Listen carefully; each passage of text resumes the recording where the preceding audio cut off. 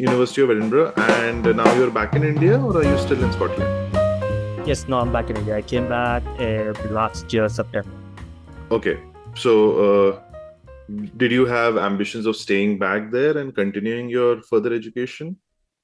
Um, that's a little bit of how do I say, a gray area because it's not as easy as, if you have ambition, you can really go through it. Because honestly, we are at a time where immigration is a big problem, regardless of where you are.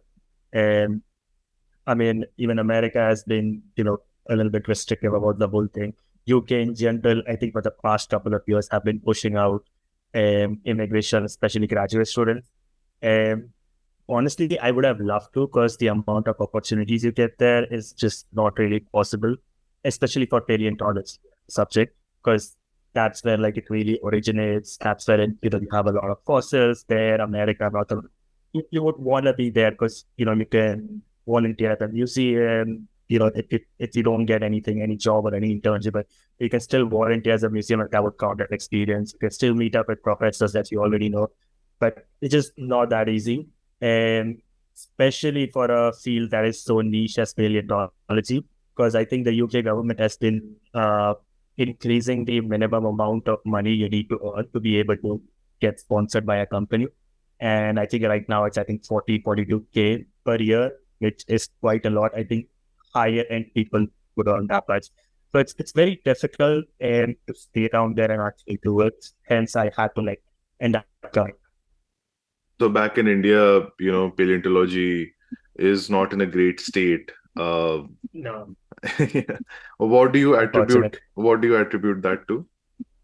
So, so if I want to go something like 0 to 100 factors affecting, I would say firstly it's obviously uh, we live on a more volcano-formed land, get back to it whatnot. So fossils are generally limited in these kind of areas because you would need a sedimentary type environment, a more eroded environment to have fossils. And for example, the UK's that has been underwater, I think it just came up, I think 330 something million years ago. So, Hmm. a lot of soft land, a lot of like areas for them to actually have fossils. That's why they have a lot of marine fossils there because, the seabed just goes up there. But we deal with a lot more volcanic areas. We do have fossil areas like, okay, there's quite a few areas in Kutch, the Himalayas, obviously, because the mountains, end up forming, they bend the sea floor, the shelf, and the continental shelf, the side of that ends up getting lifted up and you find Yeah. fossils there. So we do have a few, but then, first and foremost, the problem is the limited number of fossils to be found. And if I want to go a little above, it's the government's, how do I say, hesitation to pour money towards research. Hmm. Because paleontology is pure research, right? You would never have a situation where you're working in a corporate with a paleontologist. Yes, in America, there are a few options, but then again, that's a completely capitalistic country that if you find a fossil, you can keep it and sell it. Whereas in a lot of other countries, if you find a fossil, it does not belong to you automatically. And that's why it kind of creates a situation where if you want to find a job in paleontology, your best option is looking at biostratigraphy, basically looking at a soil table in the Hmm. sense of section of a land where they, drill a hole to look for oils or like oil refineries. They will pull out like a section of the ground. Your job would be basically to understand where and what age are those, to understand where the oil might just be. And that can be identified based on like fossils, mostly microfossils or invertebrate fossils Hmm. in your bivalves, kind of like your shells. Hmm. Those fossilize a lot easier. Hmm. And that's your best option for a job. So again, research hesitance creates a problem as well.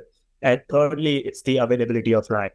Because paleontological expeditions, you can find fossil at the most unexpected places. And you need an area to actually go dig out, look for it, and people to find it and whatnot.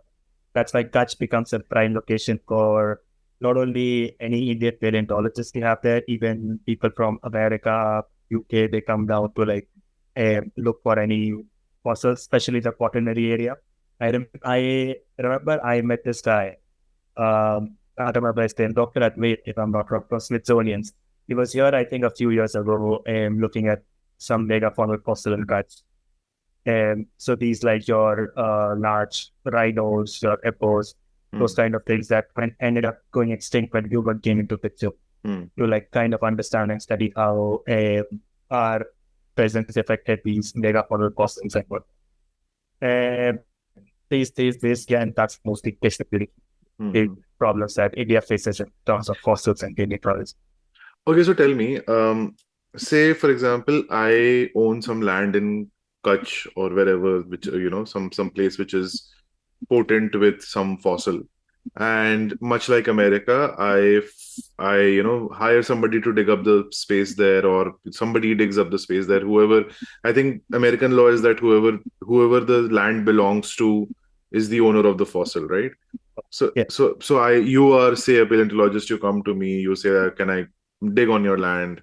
I give you the permission to dig, and then you take out a fossil and you study it, you clean it up, you do the whatever you need to do, the scanning and whatever. You study it for a good number of years, and then the Indian government allows you to sell it off to rich clients in Singapore and China or America, and these billionaires who would buy it from you. Do you think that is a viable way of supporting conservation or like paleontological conservation in India?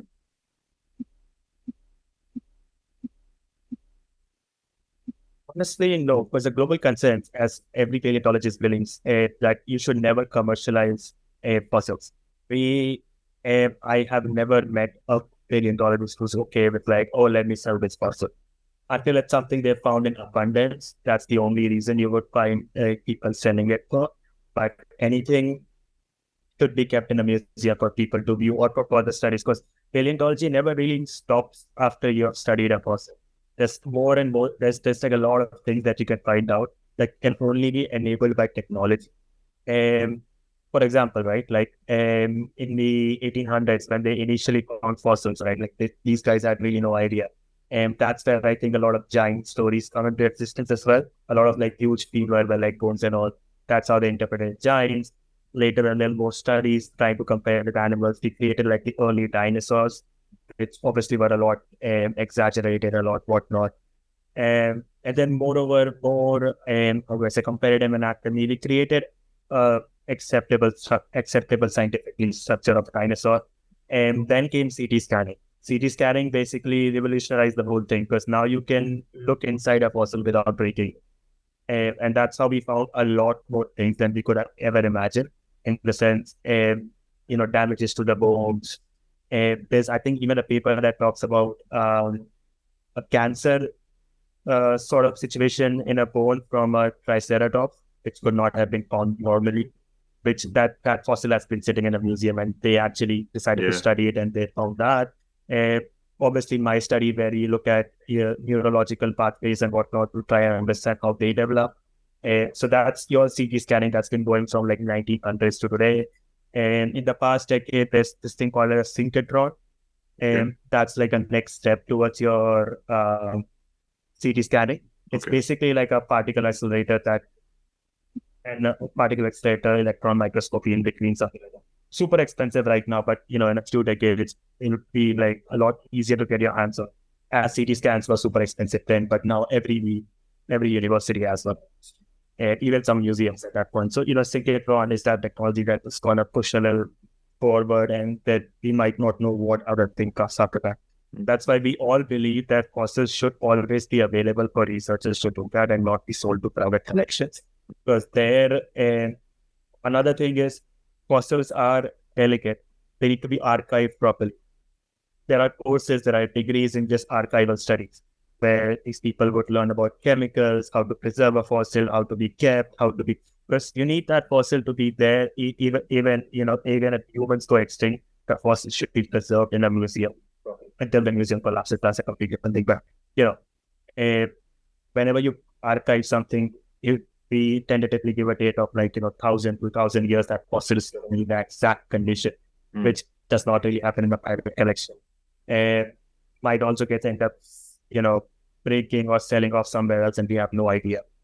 That being said, it's not like there are no private collections. There are like millions and millions of huge private collections out there, but those basically we don't have any control.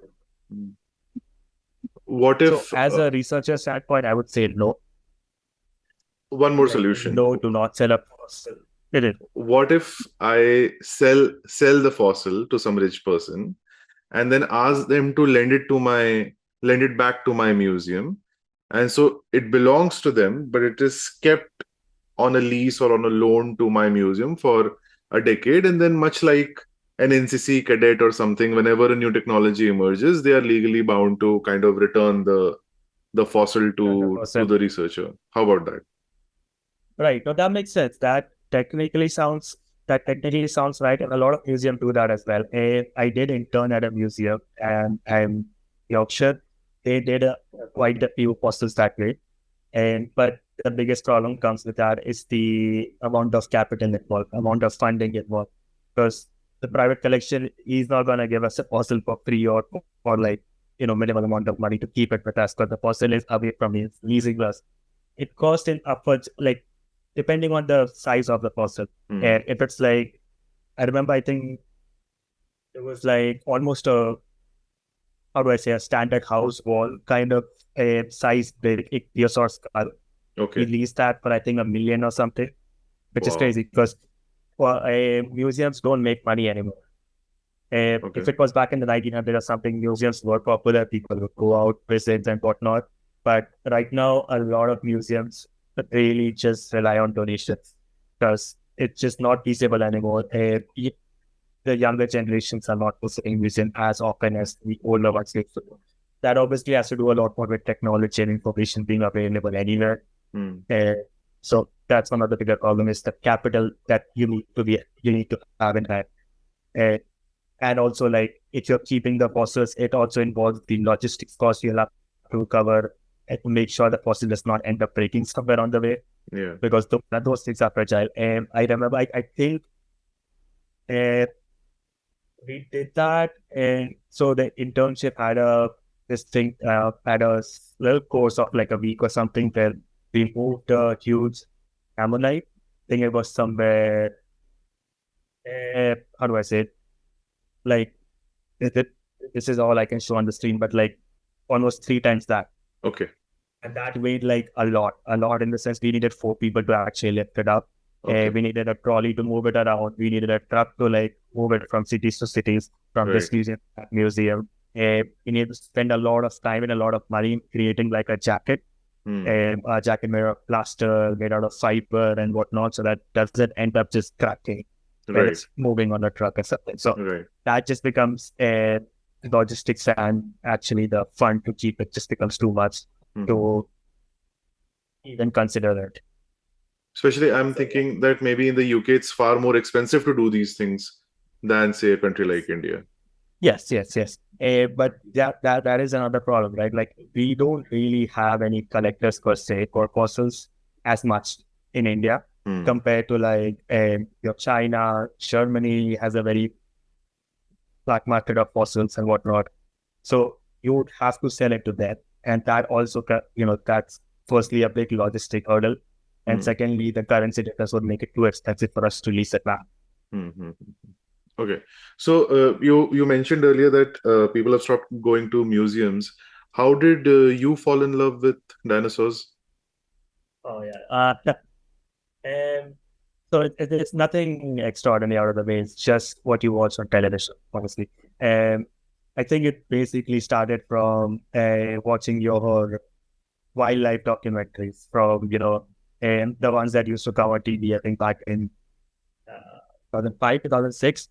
Where they show African Sahara, they talk about antelopes, your zebras, your lions, how they live, how they survive and whatnot. And that just ended up stemming to more shows like Prehistoric Planet that used to air on water. It just created a whole curiosity about what evolution is. And so the pathway to dinosaur was through evolution, to understand like, oh, these lions are doing this because they need to survive this way. And they have evolved from these kind of species to here.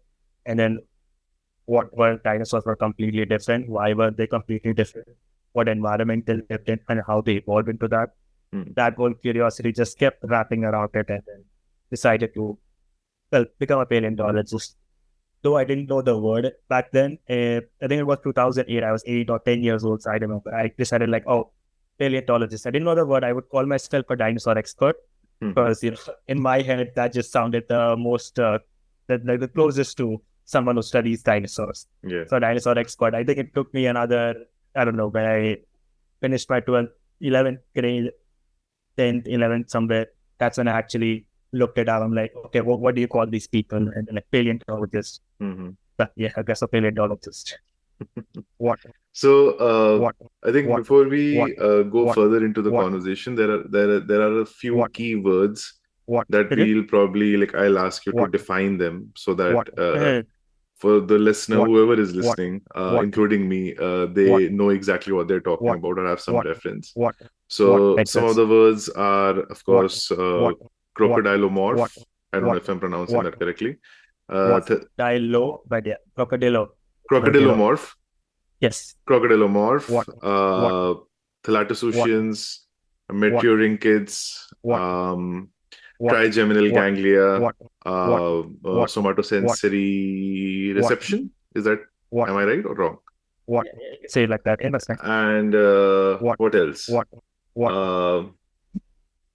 Yeah, there was this, what do you call that thing where the animal experiences pain and temperature on the skin surface? What do you call that? Mechanoreception. Mechanoreception. Yeah, the vibration cues and whatnot. Yeah. So could you maybe quickly define some of these terms so that the conversation can be a little more streamlined? I'll go to that. And start from the start. And crocodiles. You can start with phylogenetics, actually. Phylogenetics. Yeah, that's what I'm trying to start. And crocodiles, your CROCODILES, crocodiles is what basically we call in common language the living ones. Crocodilians, DY. So is the only difference is instead of a DI, it's a DY. Okay. Crocodilians is what we call as a general term for the whole family of crocodilian from crocodiles from the beginning when they emerged to like today.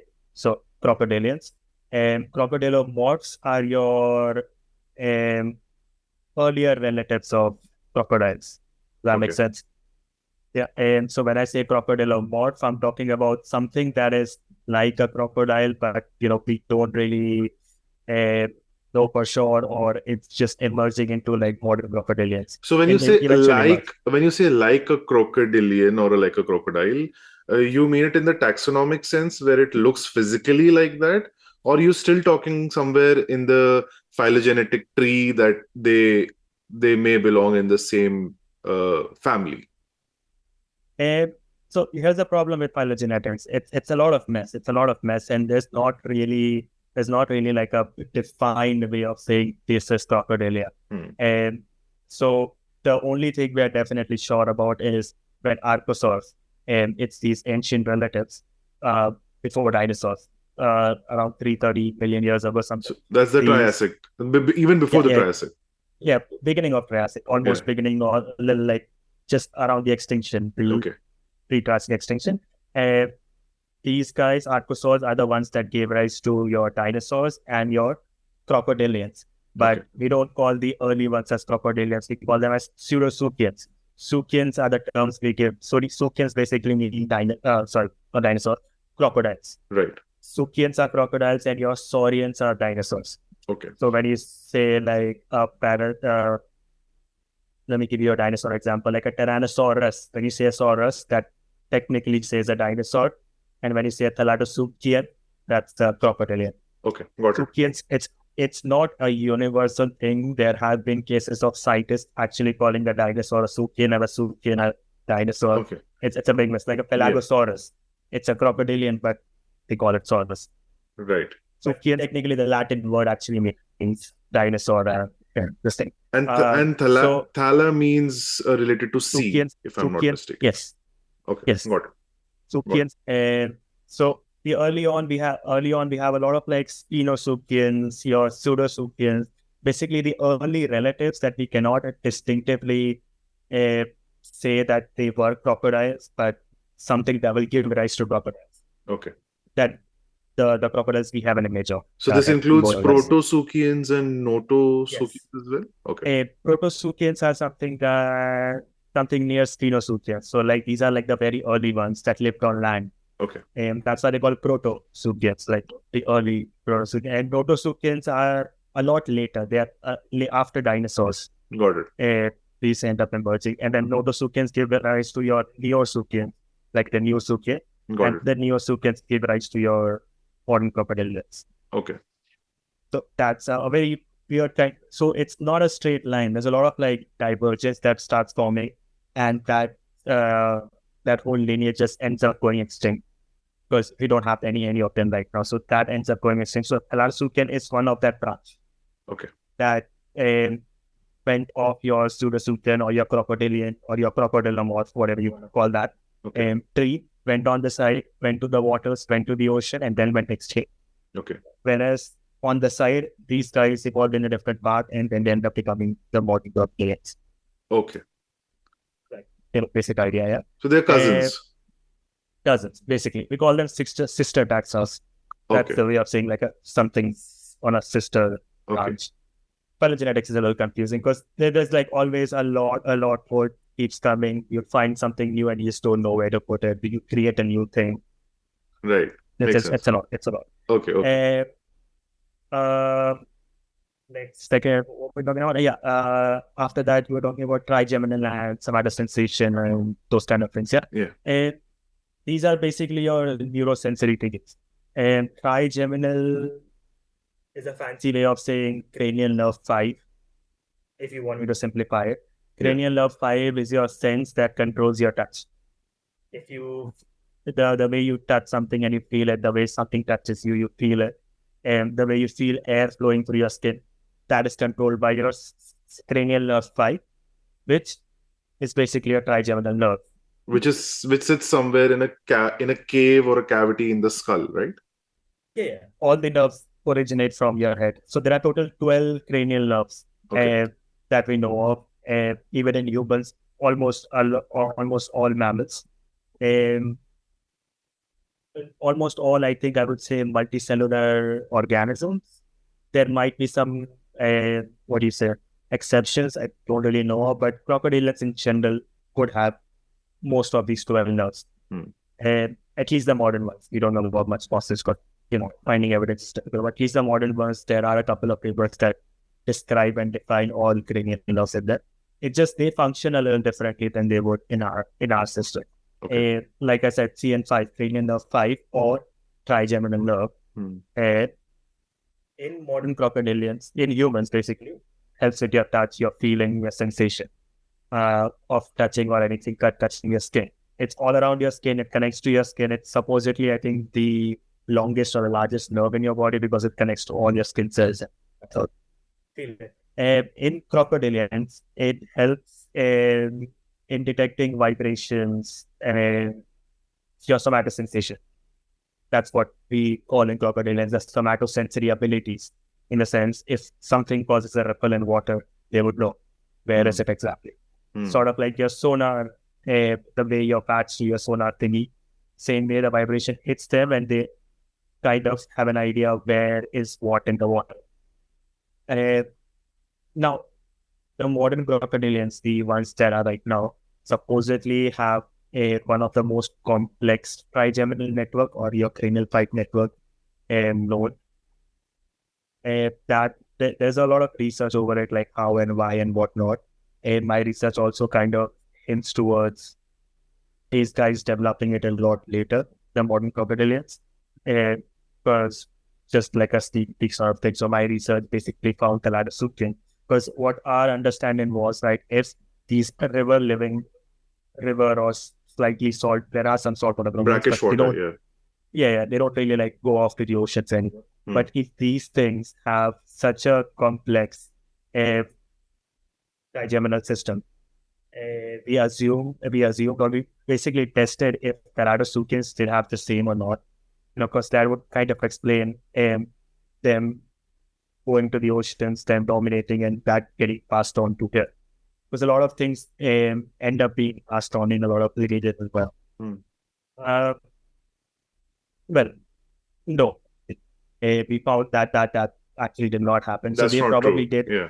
That's not true. They probably did something a lot different, and the trigeminal systems, these things evolved a lot later. For a simple example, if you look closely at a snout, the mouth, the snout area of a crocodile, you would find like very small pits there, like a small holes, like where you would expect like hair, like you would expect hair to be there, but obviously they're reptiles, they don't have hair. That's where their sensory organs connect to their trigeminal system. Basically, how they say shark can detect magnetism in water, or even get smell blood from an area. That does not really happen through their nose. That happens through their snout area. Same way, crocodiles have a lot of like enormous amount of pits, which have an enormous amount of neurons connecting to their trigeminal system, and that's how they end up doing it. And their trigeminal system is also divided into like 3 distinct parts, but I'm not going to get there. So our basic theory was like what we ended up suggesting, and what like previous literature say as well. There was a significant amount of time where these modern crocodilians had to hunt at night time, the nocturnal environment. They're not sure why. There might have been competition or whatnot, but they had to hunt in a nocturnal environment, which ended up creating a situation where they couldn't really use their eyes as well. That's how they ended up evolving such a complex network. This is supposedly said somewhere around your Neozoic time, so somewhere your Cenozoic, a lot of the dinosaurs.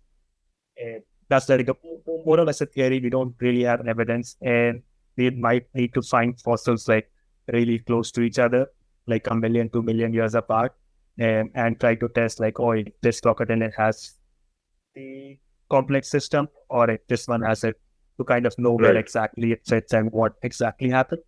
And that's one of the reasons as well why you would see crocodilians have the pedum lucidum, if I'm not pronouncing it wrong, and the shiny eyes at night, the way your cat has it. Right. And yeah, it's made to absorb as much light as they can during night.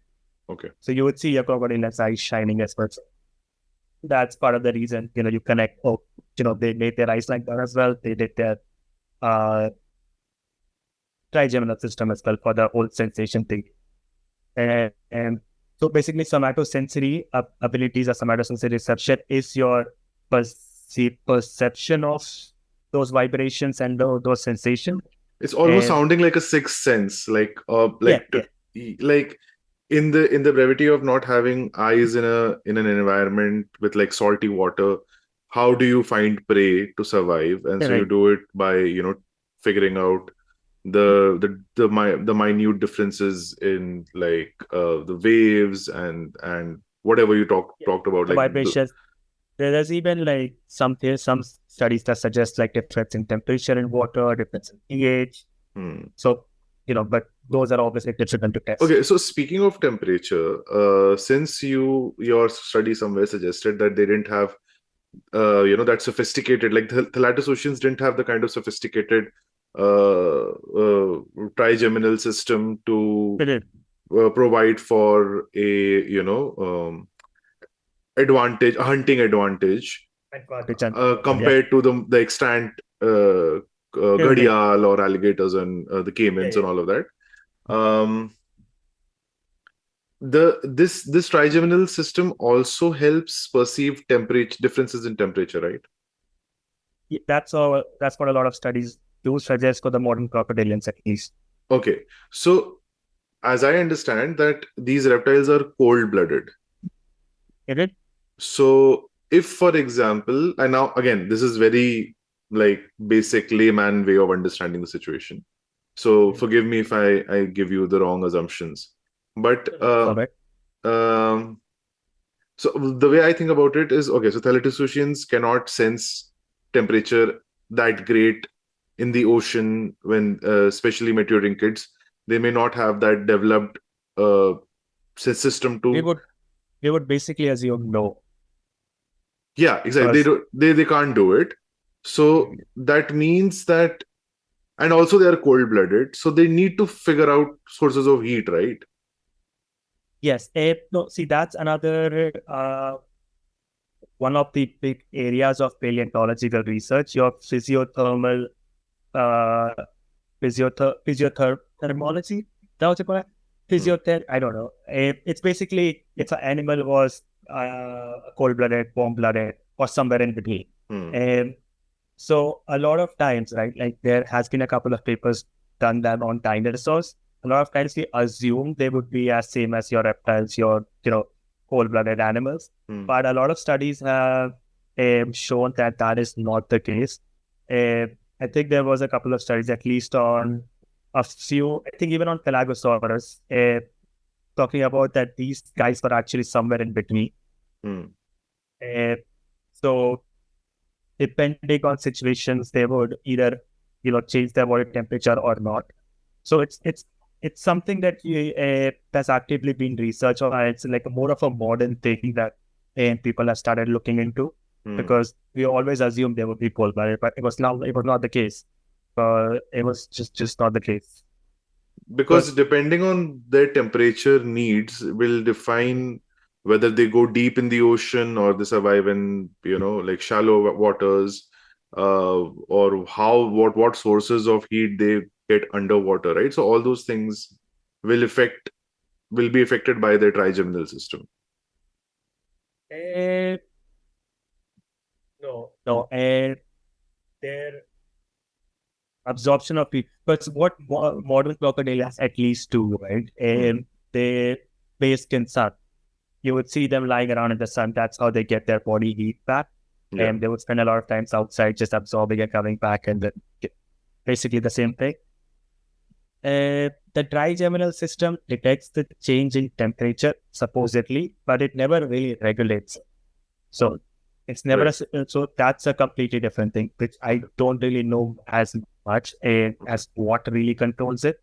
But that's a completely different thing. That does not has to do with your neurons, because these are the ones I'm talking about. At least are more sensory related than your. I really can't put my word my mic around that word. What is that word? Physiothermal, physio something. I read a paper a few days back. I think it's called pisciothermic or something like that, where your temperature keeps fluctuating up and down. There are drastic changes in temperature. Yes. And probably the whole study is called something as well. Just can't think about it right now. It's bad with words in my head sometimes. But the other aspect of your study was, so you suggest in your study that the trigeminal ganglia did not evolve. What do you say? To scale. To support. To scale, but the eyes did, or at least the optic, what do you call the optic cavity, or the because in the fossil you don't get the eyes, but you get the optic cavity. Yeah. So technically not, and they did not evolve as much. They did comparatively, in the sense like if the skull size grew, these things grew at a proportional rate. Right. But my assumption in that thing was this would grow a little bigger than you would normally have. Because you need bigger eyes to absorb more light. Much like a camera. Exactly. Yeah. Much like a camera, exactly. Because obviously light ends up diffracting and then, getting dissolved in water quite a lot. So the deeper you go, the darker it gets. And this is an adaptation that is seen in the ichthyosaur, right? Yes. If you pull up like an ophthalmosaur picture or something, you would see the eyes are just proportionally larger than the skull. Right. It's more or less looks like a big button on there. It's kind of funny to look at, but that won't make sense. So that's what the assumption was. But obviously, like we do have species, we do have some things like your whales that don't have bigger eyes, and they don't have large eyes. There are a couple of whale species that have been studied that tend to show larger axial nerves. So if you remember back in 11, 12, they would show you a picture of a neuron, your spiky thingy with a long tail, Right. which is like sort of covered in that thing. And so basically, there are some studies in some specific whale species that show that these cells end up becoming larger instead Right. of the eyes, so that they Okay. can transfer a lot more information. Okay. So basically giving them higher vision instead of increasing their eye size. Right. So that's something sort of we try to look at as well. And that's why I looked at the cranial nerve too, the optic nerve, basically. The one that connects to your eyes and then back to the brain. And obviously, when I'm talking about the trigeminal ganglion and optic nerve or whatnot, I'm not actually looking at the nerve. I'm basically looking at an empty cavity where they supposedly were present to kind of try to see if that cavity is large enough to make a difference. Right. Also, in comparison to the other species. Yeah, in comparison to obviously other species. And that's why we had a lot of modern crocodilian samples in our data set as well.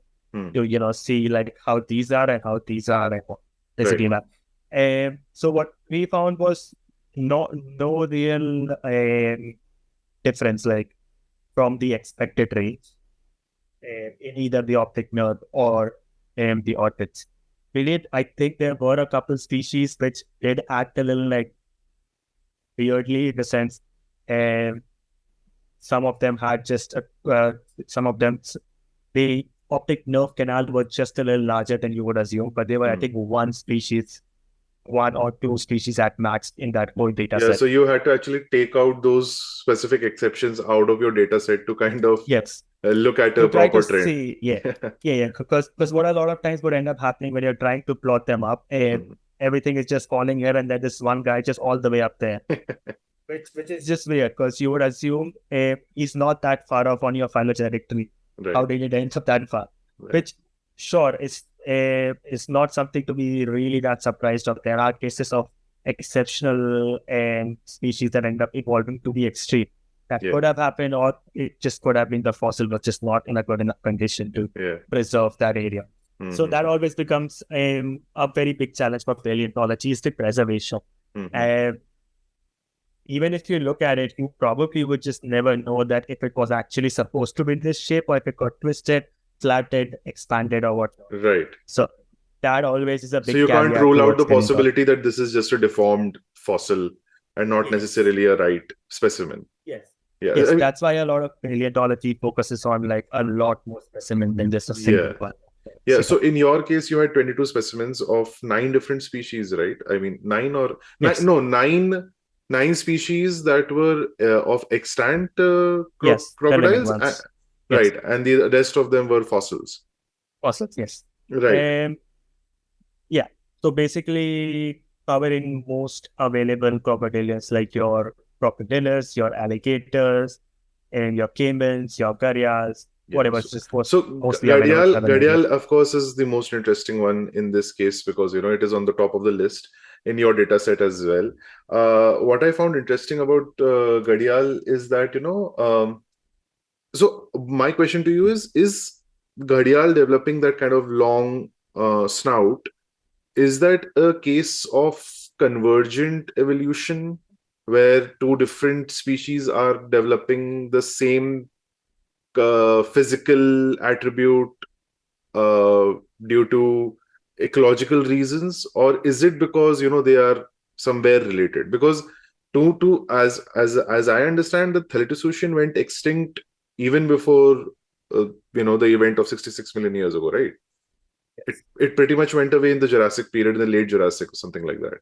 Yes. So how does a animal living in the waters of the then UK have such similarities to a species that evolved so many million years later that is found in the waters in Chambal? Right. So it's I would just call it a convergent evolution, but it mostly has to do with their hunting strategies. And so when I say thalattosuchians have 2 parts. I forgot to mention about meteoric things, obviously. I'll do that as well while I'm at it. Thalattosuchian is your starting point, and then it ends up getting divided into your Telosauroids. These are basically your river hunters. Yeah. So thalattosuchians consist of before thalattosuchians, obviously your protosuchians that are living online. Thalattosuchians then basically get divided into your telosauroids. These were your river hunters that they tested on rivers. And basically what your modern mimickers are. Very similar to modern day crocodiles. And then you have your meteorynchoids and then rhynchids. Rhynchids, right. Rhynchoids are basically these guys are trying to sort of enter your coastal environments. Yeah. And then meteorynchids are like, completely new. So they're never coming back. So the meteorynchoids are the ones that are making the transition.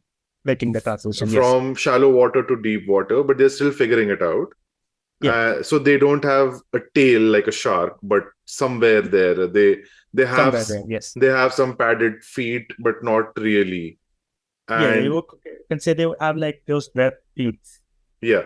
And and by the way, all of these thalattosuchians are coming from a land reptile, right? With like a quadrupedal reptile. Quadrupedal reptile with like a strong skull and for more bite force than right. So basically the modern day crocodiles have made the journey from land to water and then back from water to land, something like that. Oh no, so meteorynchids, sorry, they went extinct, so they never did the journey. And so here's the thing with crocodilians, right? Firstly, evolution in general. Evolution is more or less, let me try whatever I can to survive, right? Like, I'll do this, I'll do that, I'll do this, I'll do that. And when crocodilians were a thing, when early on, like pseudosuchians, your very early Triassic era crocodiles, and they had no real competition because dinosaurs were on the bottom of the food chain at that moment. So they were like running on land on 4 legs, they were hopping everywhere, hunting, your vicious predators of that time. They didn't really have to bother with much. But it's in Triassic where they started moving to waters as well. Because because now they were competing with each other. Now they need food resources, and obviously rivers have always been, at least from what we know, an open area. Because there are no large predators you would find in a river. Because rivers are obviously a limited source of food. Right. So that's when like crocodilians started exploring that area. And then we had the Triassic-Jurassic extinction, which ended up wiping a lot of crocodilians, and then dinosaurs ended up rising up. Right. However, this is where your crocodilians found their sweet spot in water. River, basically. And they still exist in river, plus they specialize themselves for so much for that river. But in the whole journey of crocodilians, they have a lot of times came back from river on land, and if it's available, and then have also tried going into open ocean. Right. So it's just they keep trying to explore, but their sweet spot has always been your rivers. Right. If you know Spinosaurus, right? We obviously don't know much about it because we don't have that much fossil data, but that was your dinosaur trying to go into rivers. Right. However, it was too late because already crocodilians were existing there. Right. It could have found its own niche, but we just don't really have much of data how this Spinosaurus did what. But at least this would suggest that somewhere there must have been some shortage of food for these big dinosaurs on land for them to consider going fishing. So basically it was a competition between themselves again. And it supposedly said, and I can't remember the source, but at a point in Cretaceous somewhere, there could have been at least 6 billion dinosaurs on Earth. Okay. So their number was actually huge. Okay. So they were competing with each other for food, which ended up pushing them towards smaller body sizes, your feathers, your wings, your rivers. So obviously exploring what they can, and then they ended up surviving in your wings section and ended up becoming those. Right. Sorry, I completely lost track. Where was I about? So we were talking about how Gharial and the thalattosuchian. Right. So yeah, it's this rivers, right? One of the common adaptations you would see for any terrestrial animal trying to head towards the river is a longer snout. The longer it is, the easier it is for them to not only eat something directly from land, but also be able to snap something a lot faster. Right. More like a spear kind of situation. And you would see your Spinosaurus, Spinosaurus family, there's Baryonyx, there's Irritator. They all have a longer snout. Right. And a lot longer than you would assume from a T-Rex or any of that lineage. Basically for hunting fishes, because rivers. So yeah, when you talk about Gharials, it's a case of convergent evolution. The situation living in rivers forced them to develop a longer snout, which is easier for hunting fishes and whatnot. But it also restricts them to a lot smaller foods. And it depends on like what's available as well, right? Like if a river ends up having, if for assumption, if a river had like larger species in there, there would be a situation where you would not evolve a longer snout, but then you need a larger mouth to snap and eat. Bite force, yeah. Bite force, yeah. However, if you're if you're a gharial living in your gangas, where a lot of smaller fishes flow through, but you end up evolving a longer snout to be able to catch them or eat them. But that also restricts your amount of food that you can get. Right. You know, the overall point of your research, I mean, it kind of reminded me of this fact that I read somewhere, or while I was researching about dinosaurs in general, as one does, was that I was reading about how Tyrannosaurus Rex was the most dangerous predator because of the huge mouth it had, and it could bite into anything and just basically rip through almost anything, rip through bones like it was like, paper. And that was an evolutionary trade-off, because that's how the dinosaur ends up with very small, front, what do you call, hands or whatever, like whatever you call it. That happens because, literally your shoulders kind of evolved up into your neck. And to support that, your limbs have to be shorter. So that's how the muscles kind of go into your face and out of your hands. And that's how you end up with smaller hands and a very large face, or a very large mouth. This kind of a understanding of very simplistic understanding of evolutionary trade-off is somewhere challenged in your study, in your research, because it suggests a more complex, almost a modular format of evolution. So could you speak about that a little? Obviously. Yes, I mean, your T-Rex example is pretty good as well. It just basically shows off when an animal tries to go to extreme to survive. It ends up having to give up something else to get something else. So that's basically the theory we started off as well. Yes, my paper talks about that. There's a lot more of a background research we did, which never made it to the paper.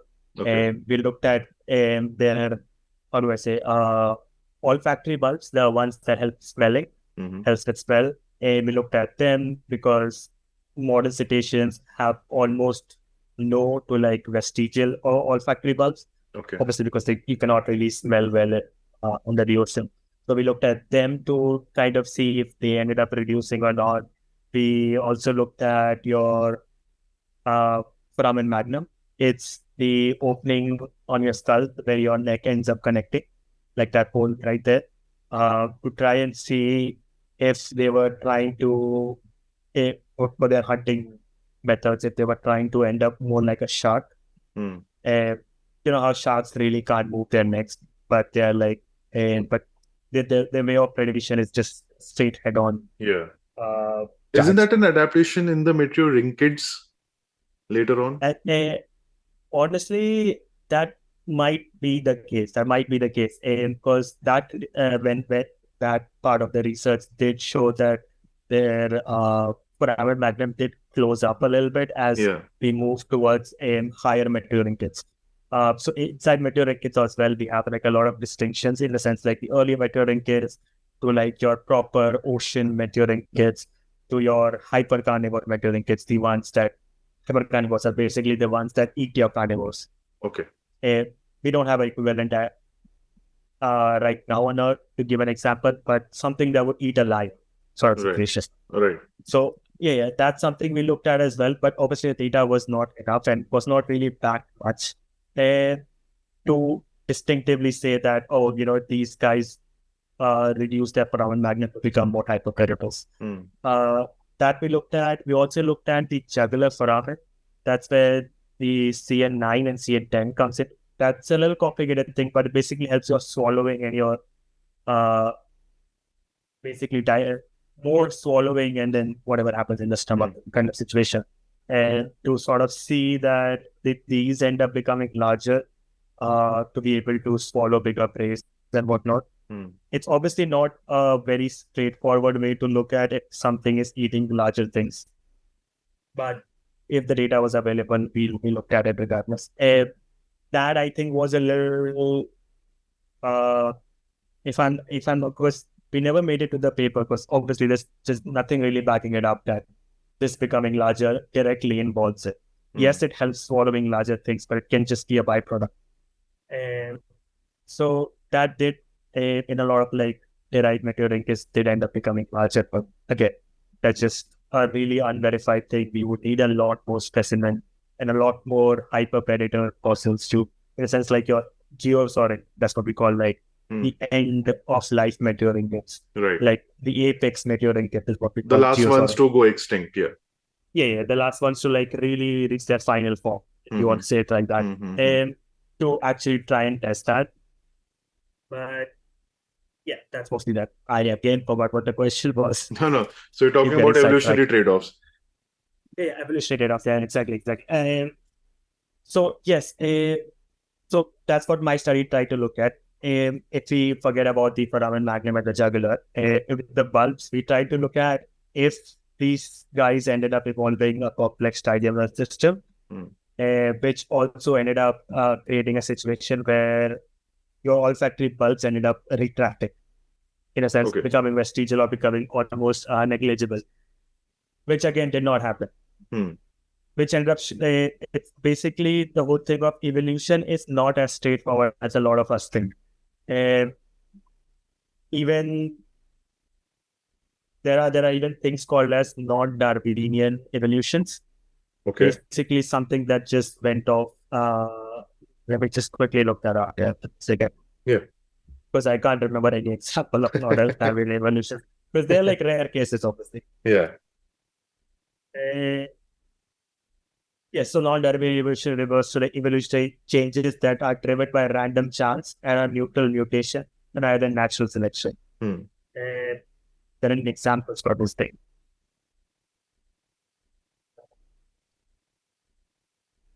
How are we doing so far, by the way?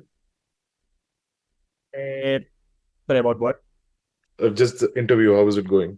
Are you comfortable? That's it. Fun. Pretty fun. I just need to take a sip of water myself. Yeah, go for it. Not used to speaking that much.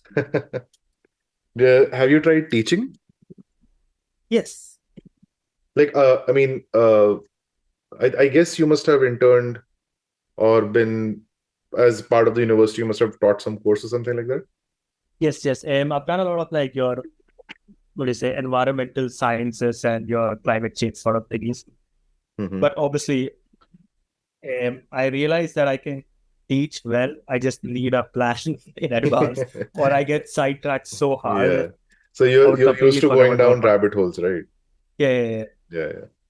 So I mean, that time it was fine in university because the professors would just give me a plan like, this is what you need to talk about, and that's all. Okay. Yeah. No, but I think like for me also, it's very important to just go down rabbit holes, because I feel like sometimes that is where your mind is taking you, which is a more meaningful place than maybe the topic at hand. Sometimes, I think rabbit holes end up telling you more about, or, sparking more inspiration or interest in some topic than whatever the main topic of discussion was as part of the agenda. Right. I just looked it up. So one of the prime examples of your non-Darwinian evolution is the wasted space in your DNA, right? Okay. Because it's like when you actually look at your DNA, a lot of things are just there as vestigial things. They don't really do anything. They don't really code anything. They don't really make you, but they Okay. are there because that's just how your ancestors evolved. It is also said a lot of a part of your DNAs are actually viruses and bacteria. Okay. Supposedly because earlier humans were going through a pandemic and that viruses end up attaching to their DNA so much that there are still parts of it that you carry forward in your life. Oh. It has no meaning, it has no nothing, but it's still a part of your evolution. Mm-hmm. That's what like in your examples of non-Darwinian evolution, just the random things. Mm-hmm. So that's what the whole thing about evolution. It's never straightforward. And twist turns, wherever, whatever. So that's what my paper also kind of puts it out there that yes, sure, in some species you would see those extreme situations. This happened, that happened, or their eyes end up becoming large. But evolution in general is a lot more modular, a lot more messy, if I have to say. In the sense, I'm sure they would have loved a more complex trigeminal system, but they just couldn't have it. Maybe because they just never had the time, maybe because they just never had the selective pressure to get that developed. They probably would have loved a larger eye or a more thicker optic nerve, but again, never really had it. And that's what the whole thing is. You just never know. It's basically what situation you come into and what you really need. And like obviously, there's a lot of, again, like I know I have been saying this the whole time, but paleontology is a very guesswork sort of subject. Yeah. Yes, you have evidence. You try to give evidence to your work, give evidence to your guesses, but there's always exceptions, right? There's always a situation that they might have had amazing vision, but through more cellular level than through your canals and stuff. Yeah, so they may not have needed bigger eyes, but maybe their eyes were very advanced and they could still see very deeply. We don't just... Yeah, but we'll never know because we'll never get hands on the eyes. We'll never get what actually. Yeah, exactly. And like with their olfactory bulbs as well, we would assume that they would get reduced. And honestly, they might have ended up being reduced in like, let's say, if they had another 20, 30 million years to evolve them. Because again, even if you're coming outside water to breathe there, because again, that is one of the problems with evolution. Is if you have evolved lungs, you cannot go back and evolve gills. Okay. That's why any of your secondary aquatic animals, your dolphins, your penguins, your turtles, they cannot really breathe inside water. They have to come up to get air and then go back. So these fully pelagic thalattosuchians also had to come up for air? Yes. Oh. Yes. Okay. And there are a lot. Yeah. I mean, it obviously depends on what mode of breathing they would have acquired. Not breathing, sorry. Let's say that. And another problem that comes in for the secondary aquatic animals and whatnot is the salt water. Right? Things that have lived and evolved in salt water can live in salt water and even filter it out through their gills. But these secondary aquatic animals need a different sort of mechanism to spew out all the salt that they're accumulating in their body.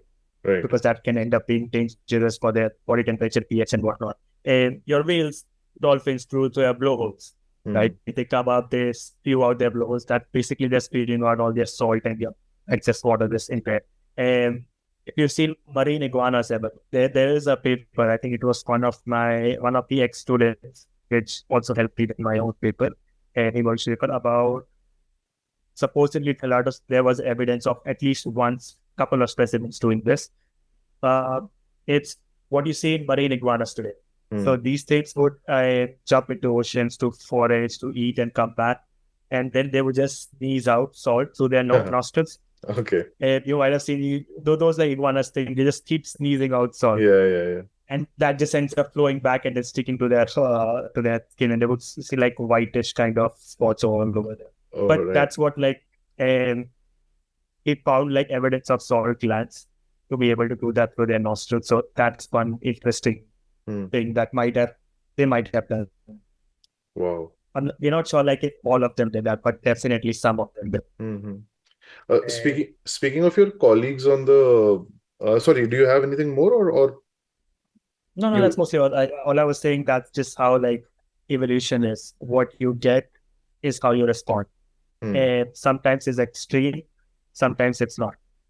Yeah, like evolution is a response to the ecology, but the response itself may not necessarily be always sophisticated or how we imagine it to be. Like in our brain, the framework is almost karmic in the sense that you give and you shall receive. But this is not necessarily true in evolution. Right. If I have to connect it to, let's say, a very modern thing to kind of relate, it's how a game works. It's how a game works, where let's say in a game you have characters that are completely been matched. You know, like this character would just do this. It just hits hard as possible, but in return it just frail as possible. Right. But on the other hand, you would have characters which are just so balanced that they can do a lot of things at the same time, but nothing specific. Good. In a sense, it's just not gonna do a lot of damage like the other thing, but it's super balanced. It can be flexible in doing this, that. Like a generalist, like a jack of all. Generalist, exactly. Yeah. Okay. So I was saying. Okay. One of your colleagues on the paper, I don't know, maybe they were your guide as well. I'm not sure, but there's this person keeps getting mentioned as I may be because I'm speaking from memory, so I may be misquoting. But Bowser, there's someone called somebody who's also done very similar research. That I guess. How did you come into this this entire world of? So firstly, I don't know Bowser, so I just a little lost about that name. No, I mean I'm lost. I'll probably have to go back and figure out what the name was. List the co-authors to maybe have an idea. Yeah. So we got Mark Thomas. He's like your how do I say your top person when it comes to thalattosuchians and crocodilomorphs in general. Okay. He's the one who writes papers on phylogenies, defines what happens what. He's the one who defined Geosaurinae as a whole thing together. Mark Thomas. Other one is Stephen L. Brusatte. Okay. He's like more or less your internet celebrity type of paleontologist. Knows a lot, has worked on a lot of dinosaurs, crocodilians, whatnot. Has few books called The Rise and Fall of Dinosaurs, The Rise and Fall of Mammals, The Rise and Dominance of Mammals, Journey to Birds, and a few books like that. Goes to conventions, appears on TV, has even consulted your Jurassic World for dinosaurs, and all that. And then I think it's Charlotte Bowman, one of our ex-students. She worked on Bowman. I think I confused it with Bowser. It's Bowman. Yeah. Yes, because she's the one just a year prior to me, and she worked on your trigeminal. What do you say? Trigeminal system as well. In a sense, she had a little. She had limit. She had, I think, a lot lesser species than me. So I don't exactly remember. But she worked on exclusively the trigeminal system in your maturing kids. Yeah. And your like I mentioned, the pits.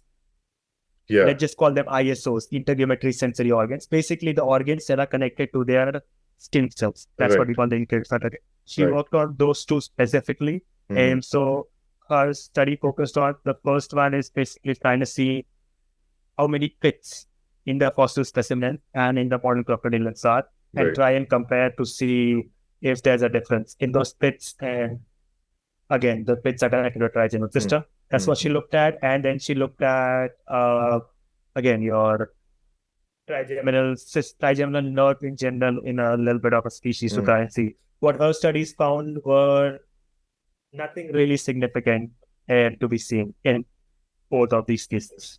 Like no significant difference? No significant difference, yes. Right, okay. So basically her research ended up in this thing, like the pits were more or less No, I think she did find the pits were a little less in mercurial coils. I don't remember the papers were like I did in a very while ago, but quite a while ago. The pits were a little less, but when she compared the trigeminal systems, she didn't really find much anything there. And so that's why I think a lot of my discussion, a lot of my results mentions and quotes her because Exactly, yeah. since she has done the whole study, mine just works on it and shows that actually no, they did like the relative size of the trigeminal ganglion was a little lower in thalattosuchians in general.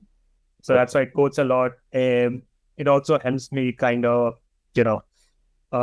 lessens the burden of my paper because I really you never really want to end up hitting your first paper in like huge ass when I'm describing each and everything. So it kind of also helps me push the reader to like go to her paper and try and see in more detail what and these I'm sure ISOs and what you're doing. the two of you must have shared specimens as well for the research. Yeah, we did. And I think all her specimens I used as well, and then I did add a few more. So yeah. And how do you get access to these specimens? Oh, that's via your university, more or less. So university had access to them. They gave it to me. I still have a backup of them because, oh my God, in research, I always back your things up. Oh my God, I've had so much that scares with backing up and whatnot. And then a few more specimens. We got this from other paleontologists who had a few of them. We sent them over. So just basically collected the whole thing. So you had the exact specimens at your disposal, or the CT scans and everything related to them at your disposal? And I had the CT scans. I did have the actual specimens to look at. Okay. So basically, the way your CT scanning works, right? It's well, for us who do it for a medical reasons and whatnot, all we would see is a single image. That's not really how it works. What your CT scanning does is it takes an object and goes through the object and clicking an image every at like a very minute intervals. I would say for a specimen about this big, I would have 1,000, 2,000 pictures. Right. So very tiny slices of that, and those get imported in the software, and then you kind of create a 3D model out of that to have a look at the specimen, and you can also go through each and every image to try and see the differences. Yeah. And anyway, your study was not necessarily related to the texture of the specimen. It was more to do with understanding, like from what I understood was, the structures and the sizes of the structures, and maybe like you look at how lengthy a certain part of the skull is to figure out what it would have been used for, and the compared to the size of the structure and the, I don't know, how do you say that, the tangential lines that you can draw on the outside of the structure to assess how big that structure may be. One of the bigger challenges, right, at that time during my master's was to try and measure them. Because I remember the previous students, including Charlotte and I think Thomas, if I'm not wrong, they measured a diameter straight up, right? To me, that just felt a little off because none of the structures are a perfect sphere, square, or anything. Yeah, they are odd shapes. Yeah, they're like very weirdly shaped. That was like one of the challenges which I had to spend a lot of time thinking. Because I'm like, I can't do volume because these structures, some of the structures may close at a point, but some of the structures just don't close, right? Because just the fossil is just not that good. Actually, a lot of specimens didn't even have like a lower jaw or just a part of their brain.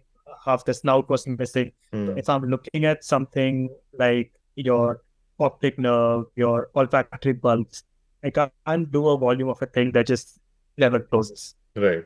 Just will throw me an error, will give me a very weird estimate of size. Which is why I had to do a two-dimensional measurement, like a diameter. That's why I ended up in your ferret's diameter. And if you know a vernier caliper, and those things that I wish I paid Okay. attention back in school, but I'm No, that's all right. That's all I'm right. compensating for it now.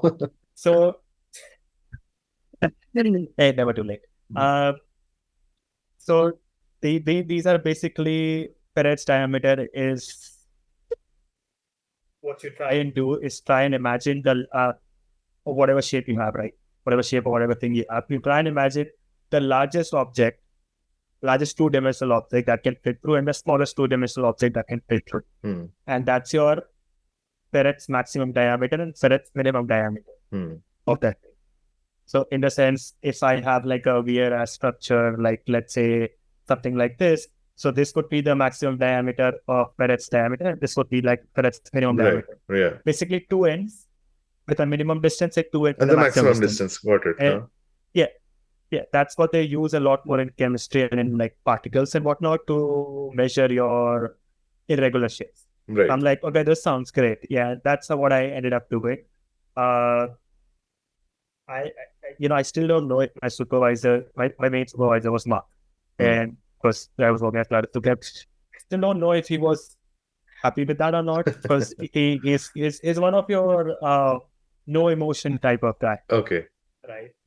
And his way of telling me this is garbage, do it again, was I wouldn't do it like that. Okay. And then that's all you get. Him, like, yeah. Can you tell me how to? No. Okay, fine. So, like, he had a really no reaction to that whole thing, because in my head, I was like, oh my God, I came up with this thing. I looked at a lot of paleontology, but I found really no one actually using it. And I was like, oh my God, he's going to praise me so much. No reaction. So I think no reaction is better than him saying, I wouldn't do it like this. Right? Yeah. So I just happily took it and did it. I was like, okay, fine. If they come back to me in my paper and tell me that's not the right way to do it, I might just throw everything away. But Mark didn't say anything, so I'll do it. So, okay. Yeah, that's how I ended up measuring almost all of the structures. Basically, I would go through your CT scanning, choose a good enough starting point, because I need the starting point. Like, I don't just to make sure, like, if I try to move forward, like anteriorly, posteriorly, like in the skull structure, like anterior, posterior, whatever, I don't end up in a structure that just ends up being open. So like a good enough middle point, and then I would go take a measurement maximum minimum, and I would go 5 slices ahead. Not 5, I think I went 10, something like that. 5 slices or 10 slices ahead and 10 slices back, and do the measurements. So all of them, record there, and then take an average of everything to have like an approximate measurement. Okay. Fair enough.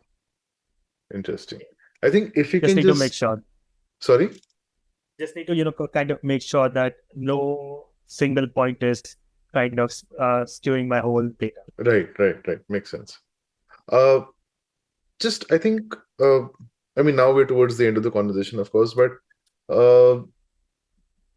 what do you think, like, what are you going to do next now? What would be your PhD subject? Oh, that is quite an interesting thing. Right. So, firstly, I mean, since we are almost at the end of it as well, I would love to say to anyone who's watching, you want to be a paleontologist, be ready for a life of hell. It's just not easy. It's not easy, right? Especially research. So life of hell doesn't necessarily mean being the supervisor or the server at Pizza Hut. That's still the fun part. That's still the fun part. Yeah, that's still like your hustling part. Yeah, it's the availability of things that pushes you down, because paleontology is so niche. It's niche even in your Western countries. So forget about being in India, right?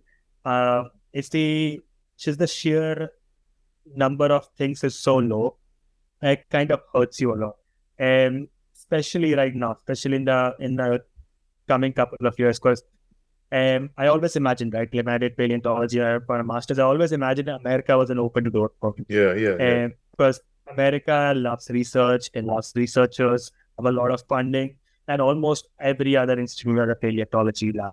Yeah. Right. That's what my whole imagination was. But in the last few years, obviously, a lot of things have been cut down, a lot of things. And, when Trump announced that they're cutting down funding for universities, a lot of these niche programs end up being cut, Mm. which hurts a lot of us. But so that's your biggest problem. So PhDs are probably going to take a while to get around. Mm. And for my idea, my best bet for now was Europe, but I'm exploring everything at that point. And Europe, it's super competitive. And there's just so many people. And because in a lot of European countries, right, you're not competing just with paleontology for funding. You're competing with every subject for funding. Right. Which already puts you in a bad spot. Because if you're going to give up funding to someone who's, doing astrophysics, who's just covering your school planets that people love and has a lot of actual, how do I say it? Actual impact on the world. No, even astrophysics, because I spoke to someone who's a quantum physicist, and they would say that, the funding is being not coming to us, it's going to AI. So if you speak to the guys from AI, so they'll say something to that effect, right? So it's always the more shiny looking object that the funding would go to. Yeah, and fossils are unfortunately not very shiny. Not anymore. I mean, if you go back in the 1900s, early 2000s, fossils were like all the craze. But now they're dying down. So we are in the phase where fossils people love, yes, for sure, but kind of in a So let me ask you the most annoying question that one can ask to a paleontologist, which is, why dinosaurs? Why should I bother about them? Okay, for a second, I thought you were going to ask me what is your favorite dinosaur. That's annoying. Is that annoying? I thought you'd be very nostalgic about it. Oh, no, not really, because you're asking me to choose a favorite among everything that I know. Okay. Never good. Yeah. But we know we know it is T-Rex, but okay, let's. Yes. Why dinosaurs again, right? Yeah. Honestly, that's just a pop culture influence. And I work at Crocodilomorphs. I haven't even looked at a dinosaur fossil in forever. And the last one I might have just seen from far. I worked in Crocodilomorphs. I look at their evolution. But why dinosaurs is a pop culture for us. And if anyone who doesn't understand paleontology, how it works, what happens, tell them I study dinosaurs, they'll give you funding. Right. In a sense, if you're talking about funds from your external funders or anyone who I need to explain, dinosaurs is what you call the pop culture thing. Sort of like your toothpaste are called Colgate. Your paleontologists are always just dinosaurs. Right. But there's a lot of the different types of paleontologists. And there are people who work on, obviously, dinosaur crocodilians. There are people who work on birds evolution. There are people who work on frog evolution, turtle evolution. That's your vertebrate side. There are people who work on the invertebrate side, ammonites, bivalves. There are people who even work at microscopic organisms of the type. So yeah, it's a very varied kind of thingy. But why dinosaurs is because it gets clicks, it gets a lot. No, I think you're absolutely right. Dinosaurs are kind of the umbrella in the paleontological world. But what I mean was to ask you in general, for you chose to work with crocodiles, right? Or it was... Yes. And honestly, it was more towards studying evolution and reptiles, or Mesozoic reptiles, as opposed to just dinosaurs. But yeah, if you would ask my younger self, I would obviously say dinosaurs. That's what I watched on TV. That's what looked so cool on TV to sort of suggest. Yeah.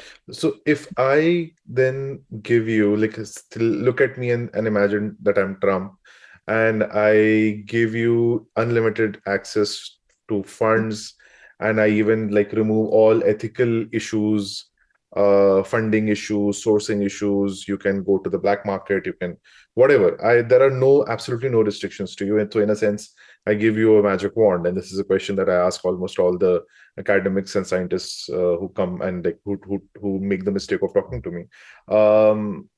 I give you this magic wand and I say, do the research that you want to do.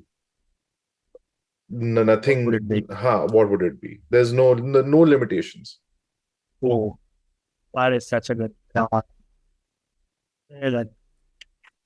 Uh, if you ask me, right, if there's no restrictions, I would just define the whole Spinosaurus family, define the whole genus, define their whole phylogeny altogether, because they are your one of your most talked about but still most unknown type of dinosaurs, only because the amount of fossils to them is very limited. And I mean, imagine a dinosaur that is trying to become a crocodile. Right. And obviously, like, it's just a personal, preference. Obviously, it's a lot more personal preference, and because T-Rex is obviously overrated. Don't want to look at that. So, but with due respect to Spinosaur, I think the T-Rex still wins if they were in a fight, because just of the bite force, right? If we are a pair for the bite force, theoretically they might just get into a fight. Spinosaurus should always just run away, because if you're relying on a river to hunt and eat, I don't think any you become a pacifist. Yeah. You just eat your fish, you live your life. Don't fight for no reason. That's cool. Well, Ashish, thank you so much for talking to me. What a great learning experience. And I believe you are Gen Z or just at the cusp. Yes, I'm 2000 born. Yeah, so you are a Gen Z. So it's always, so I'm 30. I'm little older than you, but it's always fun learning from young guys. And I think your generation carries more strength, willpower, and courage than passion than our generation, definitely. So thank you for kind of sharing your knowledge with me. Of course, we've just scratched the surface, of course, but still, I'm so glad that I could get my doubts cleared, because the way I work with my podcast is I kind of like read up as much as possible on the people that I interview, and then kind of almost like a first bencher student try to come up with questions that I feel are and then I get the privilege of actually talking to the writer and getting my doubts answered. So I'm very, very happy that you gave me this opportunity. It's almost like a free class that you gave me. So thank you so much. Any feedback for me? Anything that I can do better next time? Or you'd like to tell me? No. Honestly, it was amazing. I mean, obviously the whole thing of knowing that you've actually read makes any researcher happy and talking to you, because a lot of times you just don't expect to just go in the flow and explain our thing. But when you bring up words, it's just all this, at least for me, it just shocked me, like, oh, he actually read the whole thing. And here I was in assumption I had to go on. So that's an amazing thing of it that I think you should really keep up and not really fall back on that. And that's mostly just all. Yeah. Thank you so much, Ashish. I think it was overall just amazing. Thank you, Julie. If you learned something new from this episode of the Horsemouth podcast, do rate and review us on Spotify, Instagram, X, or wherever people engage with you the most.